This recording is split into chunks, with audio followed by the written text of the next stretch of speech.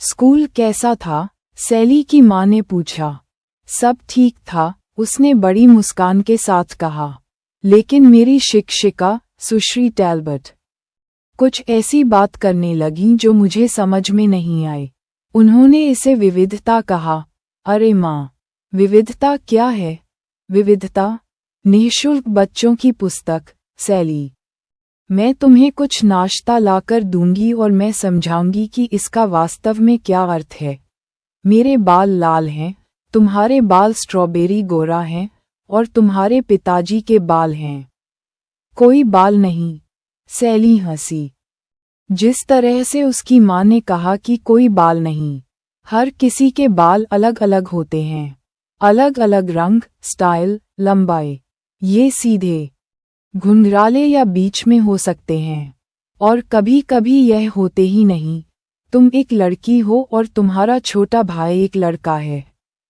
तुम दोनों इंसान हो, लेकिन अलग अलग हो। मैं बूढ़ा हूँ और तुम जवान हो।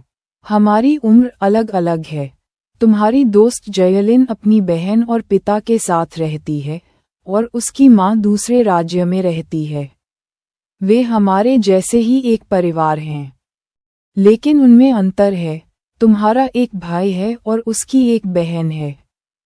तुम दोनों के घर में पिता और माँ हैं। उसके पास सिर्फ पिता है। हम एक घर में रहते हैं और जयलिन एक अपार्टमेंट में रहती है। वे दोनों रहने की जगह हैं, लेकिन वे अलग अलग हैं। तुम्हें बैंगनी रंग पसंद है और तुम्हारे भाई को लाल रंग पसंद है। तुम दोनों का रंग अलग अलग है, लेकिन रंग अलग अलग हैं। तुम्हें फुटबॉल पसंद है और तुम्हारे भाई को बेसबॉल।